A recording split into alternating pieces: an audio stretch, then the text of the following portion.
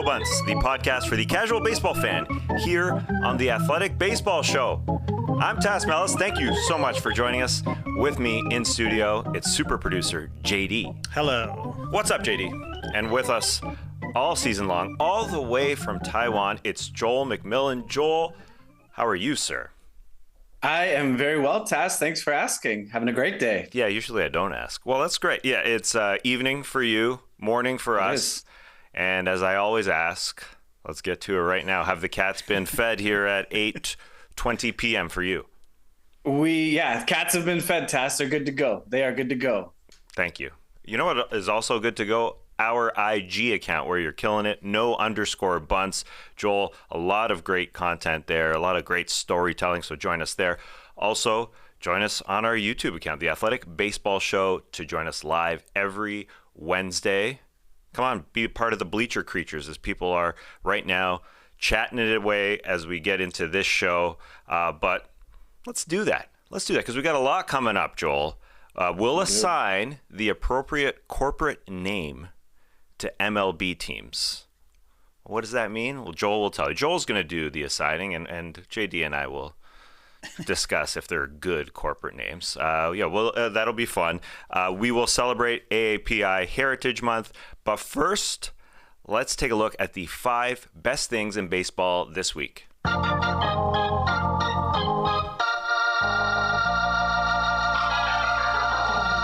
Yes, baby. I think this is the first time we've done this season, JD. I think so, yeah. Yeah, and it's a great sting that JD made. So let's play that organ. Let's use it more. Let's use it more. It's exciting because we've got 5 great topics. A little non-baseball-y off the field, a little distasteful, air quotes, distasteful stuff. But first, a real baseball story. It's J.P. France's perfect debut. Let's start with the champs. The Astros have had some starting pitching problems lately, Joel. Luis Garcia went down. He will need Tommy John surgery. And then the next day, Jose Urquidy went out, most likely until the All-Star break with a shoulder problem. Well, that opened up the door for J.P. France to get called up for the first time, making his first appearance in Major League Baseball, and it was a good one. 5 scoreless innings pitched with 5 Ks.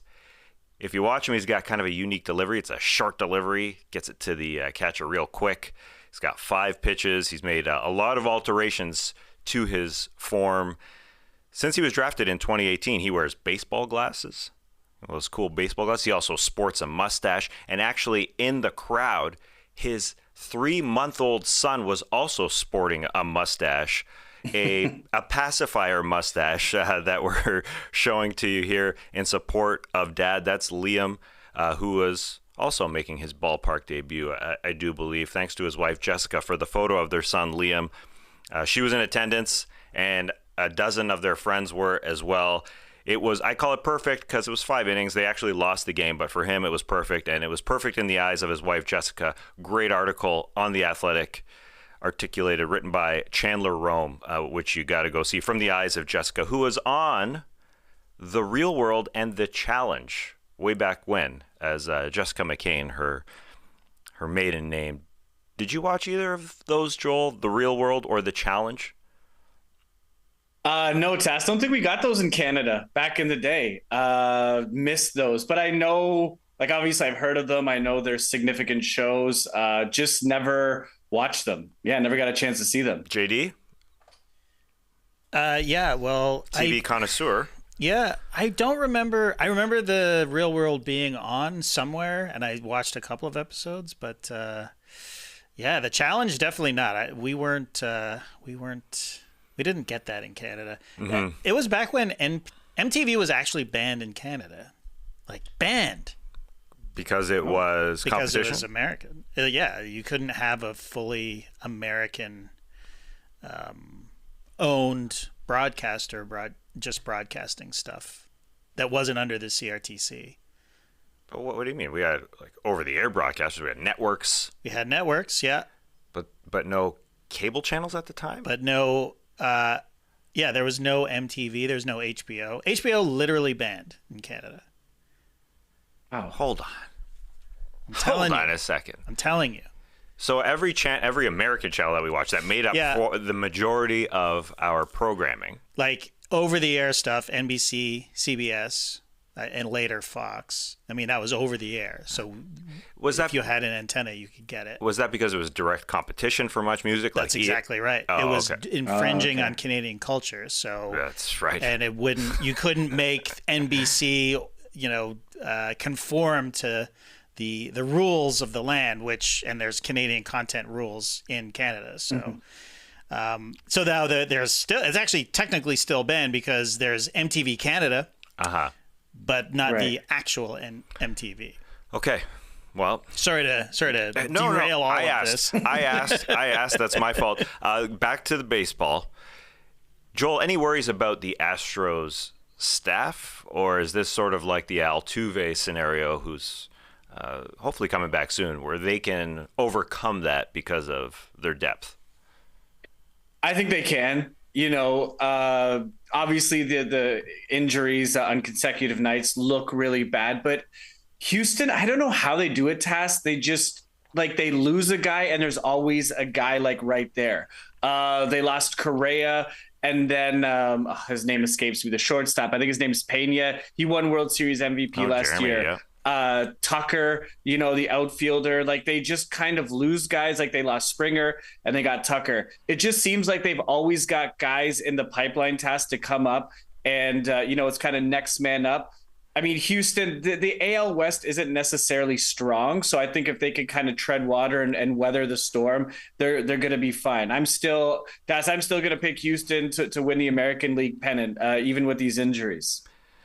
Interesting stuff. Yeah, the 28-year-old JP France likely to be a fixture of the rotation for at least a couple months. So a great story as a rook coming up. I highly encourage you to go over to The Athletic and read that article that goes into even more depth about the relationship between Jessica and JP and how they met through Bumble. Joel. Yeah. I don't know if Bumble was banned in Canada, JD, but Joel, have you met anyone through Bumble?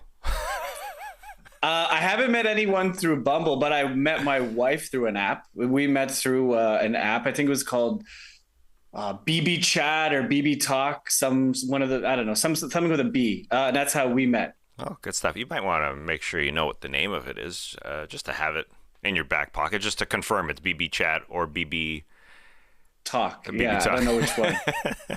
All right, good stuff. Okay, let's move on. Second best thing in baseball this week. Some definitely reveling in this. The New York state of panic, as Joel, you wanted to call it. Let's start with the Yankees, and we'll get to the Mets because they're both struggling out of the gate. The Yankees above 500, but that's good for last in the tough AL East. Red Sox playing above their expectations. The Rays, the Jays, and of course the Orioles playing really well. GM Brian Cashman addressed the media last week. He had a 30-minute media session talking to everybody. He said, quote, "Don't count us out. Don't give up on us." They've got a lot of injuries, Joel. How worried should the Yankees be after this start? Well, Tas, so of the two teams, I would say I'm less worried about the Yankees because I think the Yankees, their issues just injuries. They've just been decimated with injuries. And, Tas, going back the last couple of years, I feel that's really been the thing that's held New York back in a lot of ways is that they just haven't been able to stay healthy and they don't really have a lot of. Do they sign old guys that are injury prone? Is that the sort of that's the rep, I guess? Is that a problem or is that it's just happenstance? I think there's some credence to that, but they have a lot of talent on that team. Obviously they signed Carlos Rodon, and that looks like a very bad signing thus far. He needs I think he got another injection and he's out indefinitely. The Yankees are kind of being coy about when he's going to come back. They're a great team on paper, Tas, if they're healthy. They're an extremely talented team, but you don't win games on paper. So I attribute New York's kind of slow start to the fact that they're not healthy. If they're healthy, I think they're a great team. So I think there's more upside taking a look at both New York teams. I think there's more upside with the Yankees just because I'm going to attribute that to their health. But there definitely are concerns. They blew a 5 or 6-0 lead on the road in Tampa with Cole on the mound. That's a tough loss to swallow for them and against a divisional rival. And Tampa's out to this historic start. So, the Yankees can't get too far behind, but I'm not really worried about them. But the Mets, there's some serious concerns. They're just playing bad baseball. They're 3-12 in their last 15. They lost in this stretch, they lost series at home to the Rockies and the Nationals, and then they went on the road and they lost to the Tigers. They're just playing bad baseball. Their starting rotation is 29th in WAR, and their bullpen, I believe, is 19th. The pitching just hasn't been good. This grand experiment of signing 2 aces, but who are pushing 40, the returns are not good. Again, the Mets have a lot of talent too, but they're just not playing well. But who knows? I mean, maybe this is just their bad stretch and it's coming at the beginning of the season. I don't know. But, the early returns, on all the off-season spending the Mets did, Tas, it looks bad. And I'd be more worried about the Mets because that's a tough division. And Atlanta's a legit contender. Philly went to the World Series last year. They can't get too far behind in that division, even with the expanded playoffs. So I'm more worried about the Mets at this point. It's not quite the AL East, but the NL East. You're right. It is a tough division. I've been reading recently about the Braves, as you mentioned there, and how they almost feel like there's a feeling in the Braves clubhouse like the playoffs are inevitable already, especially with the Mets starting off so poorly. Braves got a big week this week here in Atlanta. But, as far as the Mets go, this is a team that won 100 games last year and started sub 500. And Max Scherzer scratched from his start Tuesday, neck spasms. He had only made one start after coming back after that 10-game suspension with the old sticky stuff. He hasn't started well. I totally hear what you're saying. The Yankees did get Aaron Judge back yesterday, but Rodon hurt, Stanton hurt, and a bunch of guys like Hicks, Cabrera, and others haven't performed well out of the gate. So, Tas, I just want to jump in really quickly. Yes. I don't understand why Hicks is still getting regular playing time in New York. He's just bad. Like he's bad by every single metric. And it's not like the Yankees can clearly afford to eat that contract. He's not really he's making a decent chunk of change, but he's an albatross in that lineup, Tas. He's awful offensively. He's awful defensively. I don't know why the Yankees, a team that's basically positioned and set up to win now, why they're trotting him out there and he's getting regular playing time. It doesn't make any sense from a baseball standpoint. I mean, he's below league average offensively and by a significant amount. So I don't really get it. And Tas, just really quickly, collectively, the Yankees and the Mets this season are spending $624.9 million in payroll. Yikes. That's a lot, Joel. That's a difficult number to wrap my head around. In all honesty, they're not top 2. I guess the Padres are still up there. No, Mets are 1 and Yankees are 2. Oh, they're not getting bang for their buck, Joel. Let's be honest here. They are not. They're not getting point. bang for the buck. Well, Aaron Hicks did leave yesterday's game with hip tightness, so maybe he's played himself out of the lineup because of injury. But no report here on the severity of that injury. All right, moving on. Next story here.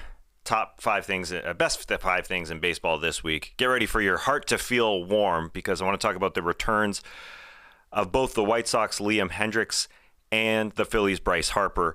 The Hendriks story is truly inspirational. The White Sox closer, he had 37 saves last season, but he did not feel like himself. He actually found lumps in his neck during the season.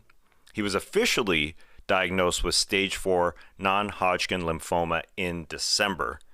And since he's gone through some difficult times, he's undergone chemotherapy 4 rounds, and he has beaten cancer back. And he made his first appearance this past week with AAA Charlotte, an emotional scene there. All went well. He made another appearance, and he should be back closing for the White Sox soon. So that was an emotional press conference as he returned and talked to in front of his teammates. So the Liam Hendriks story, a very inspirational story in that White Sox clubhouse as he approaches a return with the White Sox, Joel. Yeah, it's great to see. I've always really liked Liam Hendriks. He pitched for the Blue Jays for a couple of years. I loved him. He's an Aussie. He's a straight shooter. He was mic'd up at the All-Star game a couple of years ago and cursed on air, which was really funny. He's just a really good dude. His press conference that he gave a couple of days ago, he was very, I don't know how to describe it, but he was just very humbled, by the support he got. And, he was giving a lot of thanks. And he said, I didn't say why me, why not me? I thought it was a really interesting way. It sounds like he really, approach this head on and didn't really get down on himself and get too sad and get too frustrated. And it's absolutely great to see him back. And I don't think it's just a great baseball story. I think it's a great human story in general. So very, very excited to see him back. And I'm sure the White Sox are, they need all the help they can get at this point. So yeah, his return is just a great story. And it is a heartwarming story, Tess. You're right. The other story, Bryce Harper has returned with the Phillies back after 5+ months after undergoing Tommy John surgery on November 23rd after the team's World Series run. Usually takes about 8 months to come back from Tommy John, but Bryce Harper is a quick healer.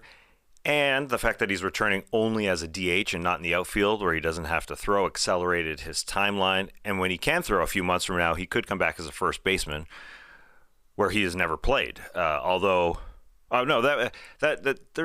could stick in as a DH, but the fact that there's that possibility gives Rob Thompson, their manager, some flexibility. And yeah, this is just me as sort of a casual fan, but the fact that it's the DH position in the NL and that exists has allowed Bryce Harper to come back sooner because he would still be out a few months, if not for that DH position. And I know you love Bryce, Joel.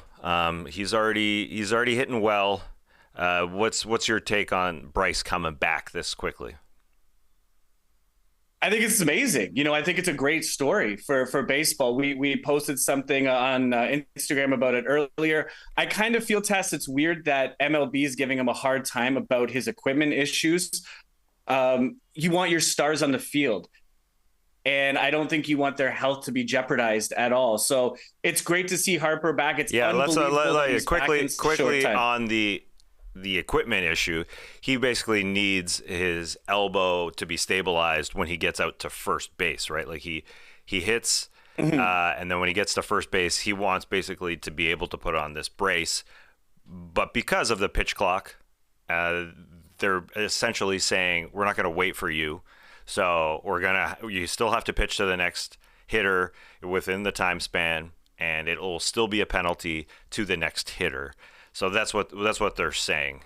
I guess he could put it on, and his teammate will essentially be administered a strike if he's out of the box. But that's the scenario there, just to explain it as you articulated it on Instagram. But go ahead. He's already hitting a dinger, though. He's feeling good. And he's not just pleasing fans, Joel. When they played Boston this past weekend, he met Red Sox Masataka Yoshida. And Masataka Yoshida's always loved Bryce Harper. This is his first year in MLB with the Red Sox. And the rookie wore 34 in Japan for Bryce Harper. And he actually named his dog Harper. Do we have that cute photo, JD? It's a super cute photo. The dog looks great for just having Tommy John surgery. Yes, I had that joke in the. There it is. If you're watching along on YouTube, yeah, I guess the dog wasn't big enough to get 34 on his back, but he's wearing a number 3 jersey. Yoshida holding a dog with the baseball jersey. Fantastic stuff. And Bryce. You've always loved your Bryce, Joel. I think is he fair to say one of your favorites? Are you going to rank him? Rank him 1, 2, 3. You don't have to. I don't know if you can rank your children. Okay, Tess, I'll put it this way. I think maybe I'll get a Harper jersey for one of the cats. I'm going to get a Harper jersey for one of the cats. Oh, I can't wait. Can't wait to show that. Can't wait to see that on IG. No_bunts. All right, number 4 of our best things in baseball this week. I loved this, Joel. The Rays' Wander Franco has been having a phenomenal year. the shortstop fielded a ball, and he had so much time to throw out the runner at first base that he flipped the ball to himself. So fielded it in his glove, he had it in his bare hand, his throwing hand, and he just flipped it up. Like just threw it up to himself. He caught it, and then he threw out Brian Reynolds of the Pirates with time to spare. Some out there calling it distasteful. Joel, what's your take on the ball flip? It's not a bat flip. It's a ball flip from Wander Franco. I loved it too. I loved it too. It just looked so slick, especially in slow-mo when they were posting it like all over social media, and I saw the replays. It just looks so smooth. I can understand why people have an issue with it. Just as a fan, I thought it looked amazing. And Tas, it's kind of like a win-win, I feel, as a fan, because, like he made the play and it looks really, really smooth and slick. But if he had botched it, it would have been equally hilarious as a fan, and I would have laughed, and, I would have enjoyed it as well. So kind of a win-win. But yeah, I liked it. Wander Franco is just so smooth to watch play baseball. Whether he's hitting, whether he's playing defense, he's just an electric player to watch. I personally loved it, but I can see how people are not a fan of it. I can't see how people aren't a fan of it. I think flipping a bat is far more disrespectful because this is during a play.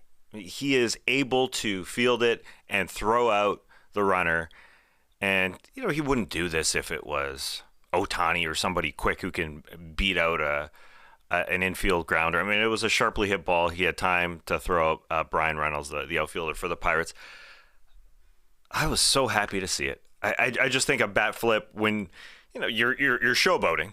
This is, you can call it showboating, sure. But, I mean, it's like, during the action, I think it's more like Muhammad Ali, kicking his feet out, floating like a butterfly kind of thing. Like, you want to beat me, come beat me. And I just think it's great for baseball. It's just showing how talented these guys are. I can't remember seeing anything like it. Obviously, you've got guys flipping the ball to each other at second base, with their gloves or that kind of thing to turn double plays.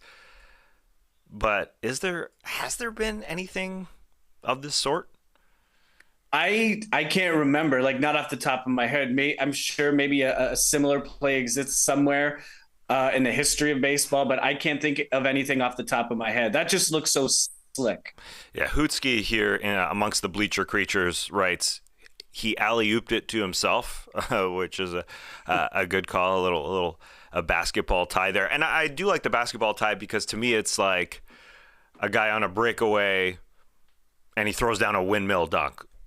It's still 2 points. It's still an out here by Wander Franco, but with a little bit of pizzazz. And that's why I would say a guy after he, hits a ding dong and looks at the pitcher and flips a bat is a little bit more disrespectful than a guy who's able to do this and show his talents. It was beautiful. Frankly, I thought it was beautiful. The only person who didn't was Brian Reynolds, I guess, going up first base. But come on, that was great stuff. All right, another sort of baseball adjacent here at number 5. 5 best things in baseball this week. The Padres have a little bit of a rivalry going with the Dodgers after beating them in the playoffs last year. And this past weekend, they displayed an image of Clayton Kershaw crying on their jumbotron. They pitched them, they played them in a weekend series. They beat them and Clayton Kershaw in game number 1 of the series. And so at the end of the game, they always put up this bell that dings on their jumbotron. But within the bell, they photoshopped Clayton Kershaw's face. They always do this after a win, but it's usually just a bell. Instead, they put Kershaw's face, and it's a crying meme up instead of the bell. It's we're showing it to you on YouTube. I mean, really, it's kind of like the crying Jordan meme, but it's Kershaw with tears coming down his face. Is this distasteful, Joel? No, I mean it's silly. I think it's a bit silly, but also, Tas, I really like the legit rivalry that the Padres and the Dodgers have brewing at this point. There's San Diego finally kind of got over the hump and knocked the Dodgers out of the playoffs last year. So that just kind of adds another chapter. I thought it was kind of silly. And then also Tess too, like kind of, jumping on this, there were fans that had a sign on the Sunday night game that says Mookie Betts eats corn the long way. The sign got confiscated. And Betts actually ended up hitting the game-tying home run in the 9th inning, and the Dodgers actually went on to win that game. And after that kind of crying Kershaw meme they put on the scoreboard, the Dodgers actually won the next 2 games. So I think it's a bit silly, but I just kind of like how it's, building this rivalry. I think it's pretty harmless. There was some pearl clutching I saw like on baseball social media. Like, get over it. Kershaw didn't even really care. Like, he handled it like a pro. He didn't really seem to be too bothered by it. So if Kershaw's not bothered by it, like, I'm certainly not going to be bothered by it. And I don't think anyone else should be too. So I think it's just kind of like a cute little playful thing. And, I don't think it's really distasteful at all. No.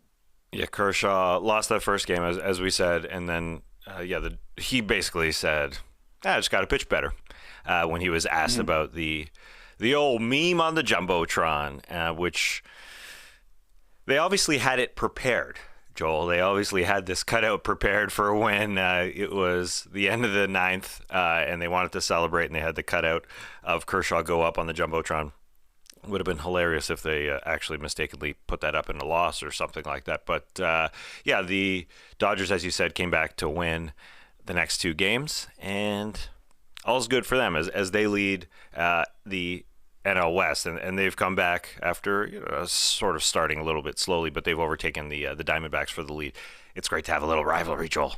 It is fun, and the Padres made it a rivalry after beating them last year in the postseason. Otherwise, it wasn't much of one because they hadn't beaten them. Got a little juice there. All right, we've got to take a quick break here. We actually have some more Dodgers-Padres news coming up, and also Taiwanese cheerleaders are coming to perform at a Mets game this season. We'll get to that right after the break. We've all been there. You have an unexpected medical expense or you get into a fender bender, but you don't have the money to pay for it immediately. Now Dave can help get you out of a pinch when you really need it. Dave is the banking app that could help you get up to $500 instantly with extra cash. With Dave, there's no interest, late fees, or credit check. That's more money to fill your tank, finally get your car repaired, or catch up on bills without having to wait for your next paycheck. You can finally tackle those expenses that have been stressing you out. Millions of people have already downloaded the Dave app to get their financial relief that they need with extra cash. So, if you're in a pinch and need some extra help, download Dave and think of it as a helping hand from future you. Download the Dave app from the App Store right now or go to dave.com/MLB show. That's dave.com/MLB show. Sign up for an extra cash account and get up to $500 instantly.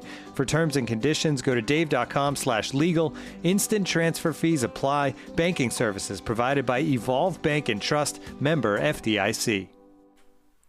Welcome back to No Bunts. It is Asian American Pacific Islander Heritage Month here in May, so we decided to spend some time talking about baseball in Asia and how it's impacting baseball stateside, especially with our Joel living in Taiwan. First, let's start with some news, because there's a report out there that the Dodgers and Padres are going to kick off the 2024 season in South Korea. That's a fantastic matchup they're getting there in South Korea, as we just talked about, the rivalry there between those two teams. And Korean Ha-Sung Kim, the Padres infielder, will be there, I'm sure, a fan favorite for everybody, and obviously the South Korean native. Joel, can you take us through the history, because I'm not sure of it, but the history of regular season games being played in Asia? Yeah, well, as it stands right now, Tess, this will be, I believe, the second series, like the second regular season series played in an East Asian country. The first one took place in 2019 when the Athletics and the Mariners started the season. Ichiro got that big moment where he got to walk off the field in front of the Japanese fans, which was a really nice moment. So this will be the second series played in an East Asian country. But Tas, the history actually goes back further than that, not playing regular season games, but the MLB and East Asia actually have a strong and historical relationship. They sent players there actually in 1922 and 1923 to Korea, Japan, the Philippines, China, and Hawaii. Obviously, that's not Asia, but it was part of a tour that they did at the time. And Babe Ruth actually went over in 1934 and played some exhibition games in Japan as well. And then starting in 1986 and then going up all the way to 2004, every other year, the MLB would send like MLB All-Stars to go over and play some of the Japanese teams in an exhibition tournament after the season ended. Now that stopped, I believe, in 2004. They revived it in 2014 and they played it in 2018. So there definitely is kind of a relationship between the two countries here. Between MLB and these countries. Thank you for the history lesson. And we talked about the World Baseball Classic preseason here, which you got to attend to, and people should go back and listen to that show on March 15th that we did, because Taiwan was hosting the A pool. But just to jump on that side, the World Baseball Classic, Japan is a permanent host. They have permanent hosts within the World Baseball Classic that we see every 4 years. Yeah, so Japan is basically the permanent host, I would say, of the Asia Pacific region. And then the United States is a permanent host of the, North American region, whatever you want to call it. I mean, Japan is just such a baseball hungry country. Japan always performs well. They always draw well. It looks great on TV. The Tokyo Dome's rocking, when Japan's playing. So they're basically a permanent host. Taiwan and Korea have also hosted a few times, but they haven't been permanent hosts. So I think it's a good look for this tournament with Japan being a permanent host. Okay, this next question here for you. I don't know if it's fair. It's probably not. I'm gonna ask something it's a difficult question. I would find, but there's more and more Asian players of Asian descent in Major League Baseball. How is the scouting for Major League Baseball when it comes to Asian countries? Is it sort of like the scouting in the Caribbean? I'm sure it's hard to quantify, and this is a very, very, very, very unanswerable question, but I'm giving it to you anyways. What's the scouting like in Asia? Well, Tas, as it stands right now, 2/3, almost 20 teams basically have scouting or permanent scouting departments in East Asia right now. It's a bit more complicated here because there's a posting system, the way that the KBO and the NPB are run. So there's a bit more kind of hoops that teams have to jump through in terms of just getting players stateside. But, that still being said, there's still obviously a huge footprint in terms of investment with MLB teams in the region. You're just seeing more and more players, talented players come from this part of the world. And I mean, Tas, you don't need to look any further than Ohtani. He's the best player in the game today, and he comes from Japan. So, I think that's a testament to the level of talent that's coming over from this part of the world. And I think going forward, you're just going to see more and more talent, come, from Taiwan and Japan and Korea as these investments increase in the future, because that's what's going to happen. I feel some of these places where these teams are scouting, it's a bit saturated, especially Tas, like you talked about in the Caribbean. There's just more players in this part of the world. And you're going to see more and more teams just invest here. Oh yeah, you mentioned the KBO there. I remember the KBO, the Korean Baseball Organization, and during the pandemic, that's what people were watching here, as that was the first major sports league to return to play in that summer, early summer, I guess it was back then. So that was taking over the airwaves, not only in America, but probably in Canada too, unless they have rules that they can't show Korean baseball. But anyway, moving on here. As far as MLB players going over to Asia after their career, I was just wondering, does that happen? Do MLB players go and extend their careers playing in Asia? Well, it's a bit of both, Tas. Some guys kind of do a victory lap in Asia, because they just still love playing, but they can't really get a contract in MLB, so they come over here, at the tail end of their career just to kind of enjoy what they have left of it. But Tas, it's also an opportunity for guys to kind of resurrect their career. Guys have come over, they've started in the MLB, struggled, but still feel that they can contribute and they have that talent, but they go overseas and they kind of, like I said, they resurrect their career. There's obviously scouts there watching, not just Japanese, Korean, and Taiwanese players. They're scouting everyone.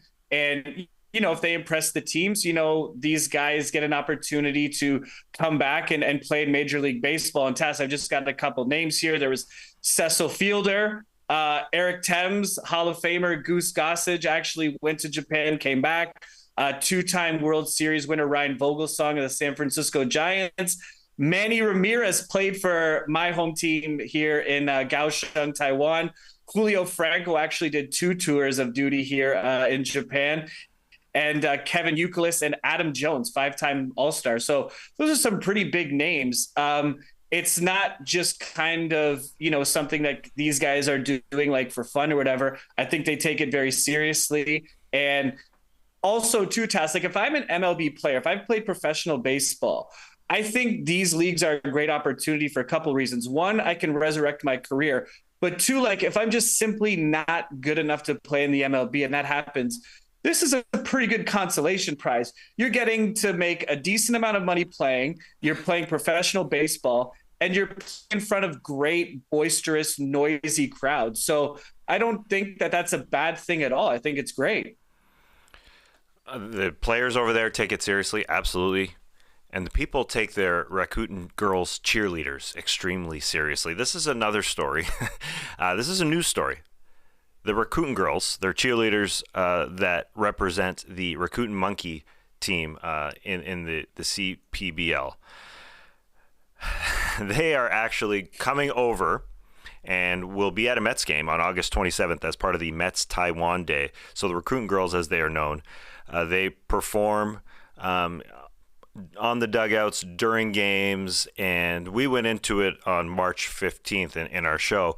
The cheerleaders in Taiwan there, they are a lot different. They perform a lot differently. They lead cheers. They're on the dugouts throughout play for the home team, we clarified, right, Joel? They're always on the dugouts leading those cheers. They generally sit while the road team hits because it's more of a fanfare experience, while they're up and leading cheers. And as you shared on No Bunts, I need clarification on this. On No Bunts Instagram account, I need clarification that stories about them are covered as intensely as player transactions. Is this true, Joel? I don't know if I would say as intensely, but they definitely get covered. Like it was in the news, we posted, I don't know her name. I'm going to butcher her name, but she was a Korean cheerleader. She was famous in Korea, and she decided to be a Rakuten girl. And it was reported like it's a big news story here because they are famous here in Taiwan. And just within a couple of days of her announcement, she gained 30,000 followers on Instagram. So it is a big deal here. And there's another cheerleader too as part of the team. Her name's Mizuki. And she's got 1.6 million followers on Instagram. No joke. So they're a big deal here, Tas. They've got music videos and they sing and they dance. They've got their own YouTube channel. It's worth a watch. It's pretty interesting to see. So they're a big deal here. Yeah, definitely. I'm wondering in that late August game at Citi Field if they're going to perform the same way they do during the Rakuten Monkey games and as they do during the Taiwanese games, where again they're up during live play. You literally kind of, if you're sitting behind the dugout, you kind of have to look through them as a ball is hit. They will be up, standing, and they lead cheers, specific cheers for each and every player. So when Pete Alonso comes up, I imagine they're going to have a Pete Alonso cheer and a Pete Alonso chant that everybody's got to learn for him. And that's why it was so fun. And you explaining it on March 15th on our show back then during Pool A play that Yeah, I was debating whether or not I like it. Do I want to have people in front of me during play? But it definitely got people into it, and I'm sure it's going to get all the Pete Alonso fans or every other fan into the game. If there was a Pete Alonso chant, Joel, what do you think it would be? Let's get up on the dugout and start our own chant. I didn't have that. Go ahead. It would have to be, well, usually tests they use they'll use certain songs or riffs or variations of songs. So with Pete Alonso, I think you got to do something connected to cold as ice because his nickname's the polar bear. So I think there's something there for Pete. Bang. Thank you for hitting that one out of the park, Joel. Yeah, they could pull it off, I'm sure.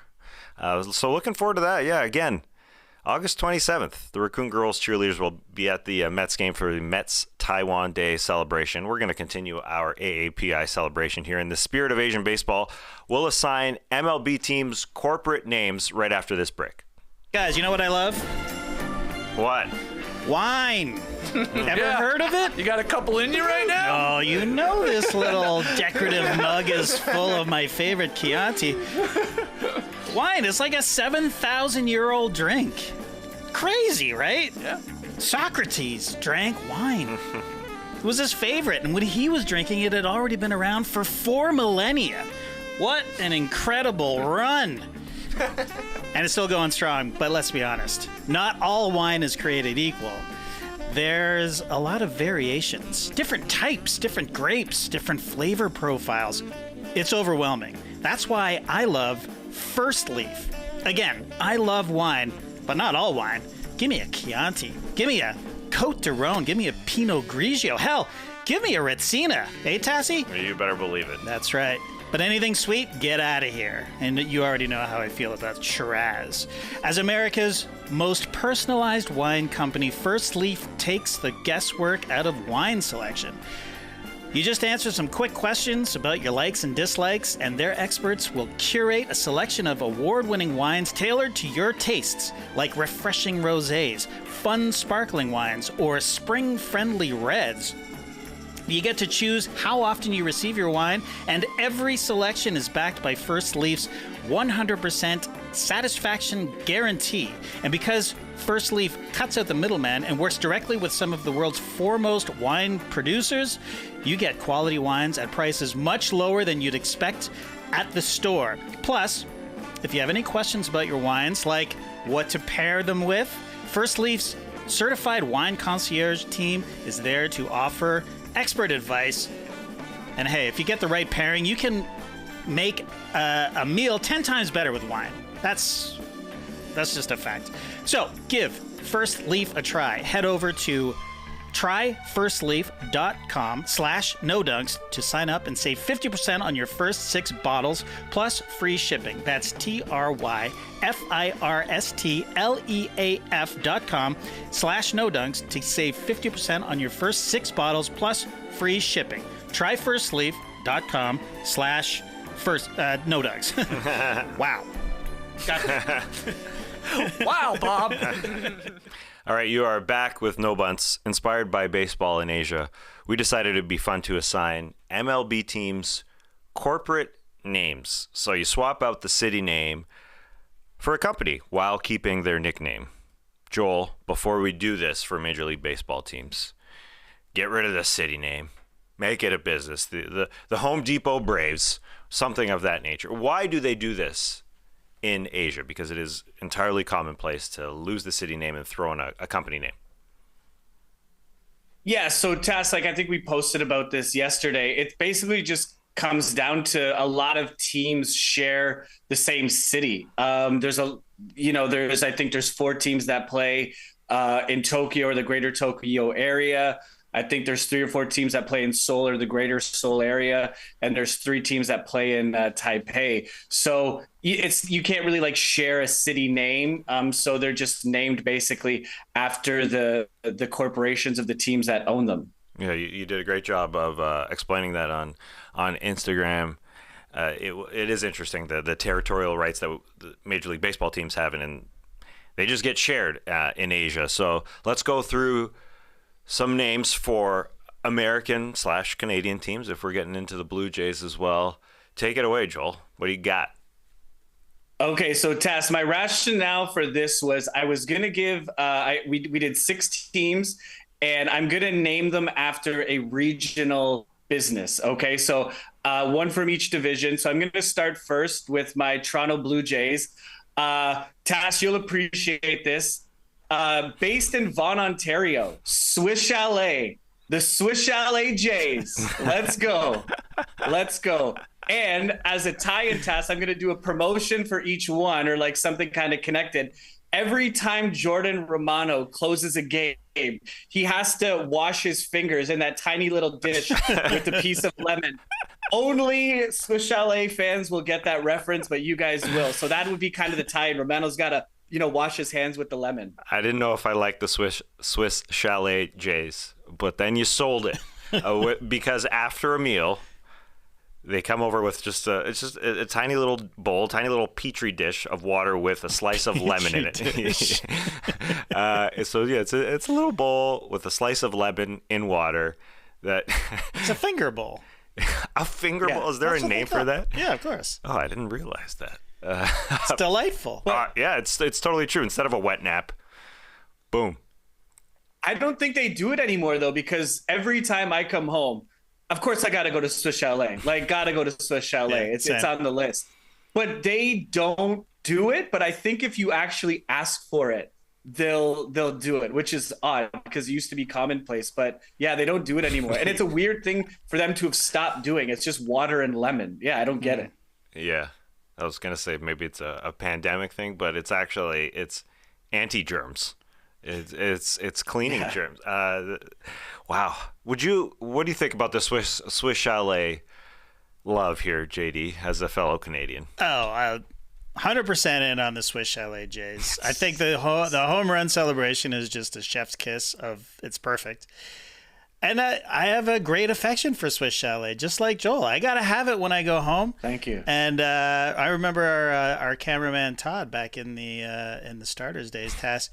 He wrote to Swiss Chalet, and they sent him because he was in Toronto. Yeah. He's an Atlanta guy. Toronto All-Star Game. He went to Swiss Chalet. He loved it so much he wrote them a letter, like a letter. And they sent this is a grown man, and they sent him like Swiss Chalet merch, like a Swiss Chalet ringer T-shirt. He wore it all the time. I was so jealous of that shirt too. What did he say in his letter? I don't know. I have no idea because he had a habit of like complaining a lot. Like, I don't think he was complaining. I think this is one of the few times where he would be like, he would get on Twitter and go like, United Airlines, what the hell, kind of thing. Yeah, try to get he's one of the juice. Yeah, he does that. He does that, but I think he was using his power for good for once because he loved the chicken so much at Swiss Chalet. It's great chicken. It is great chicken. It's a great sauce. And the bowl, I'm sad to hear it's gone. If it's gone, I love doing that too. It's environmentally better, right? Better. Like it's just Yeah, better. absolutely. Instead of using another napkin or a wet nap, and the chicken is good. For Americans, I think it's got the a bit of the reputation like Chick-fil-A. Like there's a love for it, and you can buy the sauces separately, sort of like you can buy the Chick-fil-A sauces. And I guess we were lucky enough to be back to Todd and writing to Swiss Chalet. We were lucky enough to be in Canada for a week then, right, for the Toronto All-Star Game in 2016 for the Raptors game for covering for the starters. Now No Dunks, our basketball show. So maybe he went multiple times. I think he did. It's possible. But hold on. Quickly back to Jordan Romano, Jay's closer. Are just the fans doing this finger thing, like they're pretending to put their fingers in a bowl, or is Jordan Romano? No, just Romano. Someone brings the Romano a bowl. Oh, okay. And then he just cleans the hands, yeah, shakes Kirk's hands or shakes Jansen's hands and says, "Job well done. Let's go enjoy Tolbarone in the dugout and celebrate this W." Oh, so after the win, because he could Toblerone. So he's getting a festive special. Yeah, that's right. You get a Toblerone chocolate bar. He could, just to show that he doesn't have any sticky stuff on his hands, he could rinse his fingers before starting his inning as well. But great stuff after the victory. Okay, What we got here? Team number 2 of 6. Which division are we going to with our corporate name assigning? Gonna stay in the American League. Tas, AL Central.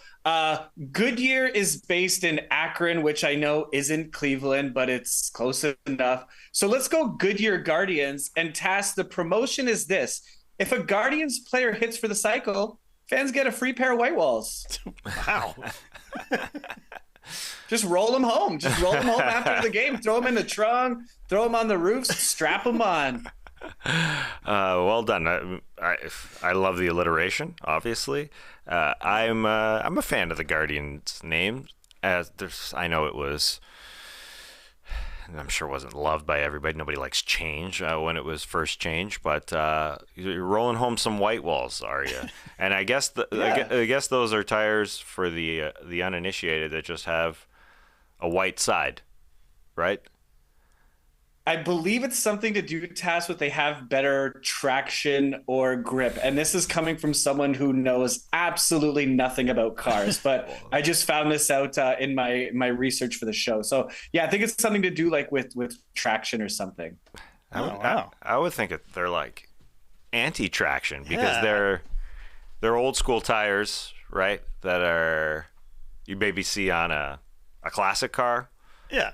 Like a 57 Chevy, you would see white wall tires. I thought it was purely decorative, but I like you. It could be. Joel. I know nothing about this. Anyways, it feels Cleveland-y to go Goodyear Guardians.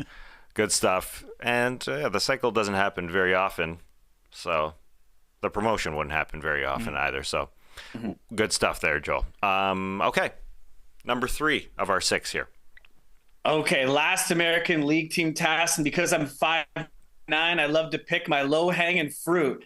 The waste management Astros. Now, the promotion is each fan gets a garbage can, and on it says, since 2017, we've won 2 World Series titles, 4 pennants, and 5 straight divisional titles, so Astros fans don't get mad at me. So the waste management Astros, I think that is perfect. So everybody gets a garbage can? Is that what we said with all those? Yeah, just a promotional giveaway. Like teams give away bobbleheads and stuff like that. So this tie-in could be, fans get a trash can, which I'm sure Astros fans are tired of hearing about. And trust me, I get it. But so to kind of, throw some shade, it could just list all of their accomplishments from the last 5 or 6 seasons. Let them know what's up. That's a nice tie-in, Joel. I like it. That's a nice tie-in. Is Waste Management based in Texas? No, let's get deep. Yeah, they're based in Houston. Yeah, I had to look it up. Yeah, so they're based right there in Houston. I see them all over the place here in Georgia. So I just wanted to confirm. That's a good one. I got no problem with that. I don't mind the name either, to be honest. It sounds like something that would be on the side of a building that would have a stadium sponsorship via Waste Management for sure. I'm sure Astros fans would be a little fussy with that, but that's a good one, Joel. I like it. Honestly, I saw it in the doc. Kind of rolls off the tongue. So yeah, maybe you're picking your low-hanging fruit, even though your personality is far bigger than 5'9", and that low-hanging fruit. It's average. That's an average man's height, so it's not short. Anyway. Okay. I'm glad you think that. 5'9" never looked so fine, Tas. That's all I got to say about that. I don't think it. It's a fact. It came up recently. Anyways, it's the average height for an American man. That's all I got to say. You're far bigger than average, Joel. I think you're 5'9" and 1/8. That's what I've heard. So I'll get the tape out later. Okay. Moving on. We're going to the NL. Yeah, this one was kind of easy. MetLife Mets. I feel this was a very easy one. And the promotion for this, if the Mets lose 10 games in a row, Mets fans get an extra $500 added to their life insurance policy. Wow. As in, if you die, you get an extra $500? Yeah, I feel with all the stress and the anxiety that comes with being not only a Mets fan, but for a sports fan, I think it's only fitting. Yeah, MetLife Mets. I mean, you've got the name and everything. Name is good. So yeah, Mets fans deserve it. Like they've had a tough road. I'm going to give the Mets fans some love here. This is a dumb question. But what's a Met? Oh, it's a metropolitan. Yeah. Yeah. It's I don't know, isn't it a noun for someone who is a city dweller? Yeah, I guess. So, I mean, going back to why these are assigned in Asia, I guess that's all they could come up with. Yankee, Met, the city dweller. I mean, they were assigned a long, long time ago, and it's interesting. I guess the Yankees are. What's more in the city? The Yankees stadium doesn't matter. It doesn't matter. They're both in New York, and it's a very big city. They can share it. The Metropolitans and the Yankees. MetLife Mets gets you $500 extra bucks if the Mets are on a 10-game losing streak. An easy one. All right, next one. Where are we going, Joel? We are going to Chicago. Let's go GrubHub Cubs. GrubHub Cubs, based in Chicago. And the promotion for this task is if the Cubs win the division, you get 20% off all burgers, wings, and pizza. Offer not valid in Hawaii and Alaska. Sorry. Sorry, Hawaii and Alaska. That's a great one. That's a great one because this is a service that many people use. This isn't forced upon people. It's the GrubHub. People use it, and it rhymes a lot. It does rhyme. Many times. It rhymes many times. I had a flashback for a sec, JD. If we're going back here, the starters days as well, when we were at the starters at NBA TV, we received a promotion. There was a promotion going on in the NBA with these things you get at concessions that would allow you to carry more food. Right. Yeah. Were they called GrubHub as well? Basically, it was sort of a topper for your drink. I call it a topper, but it would sort of be like a bowl on top of your drink that would have food in it, so you could just carry it a lot more easily, but it would sit perfectly on the drink. All these custom-made packaging. Oh, was it GrubTub? GrubTub. It was the GrubTub. That didn't last very long, I don't think.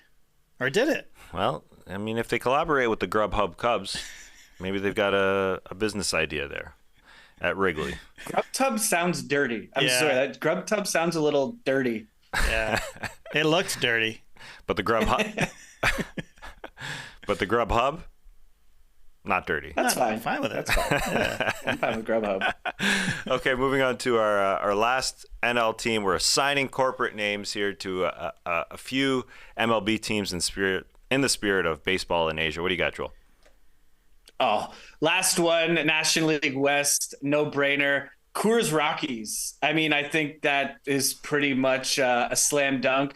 And the promotion for this one, Tass, is if Chris Bryant hits 30 home runs at that game, all Rockies fans get to do free keg stands after the game. Let it rip.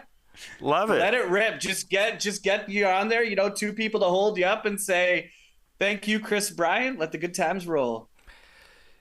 Yeah, the Orioles don't want to have the homer hose. I mean, what was it called?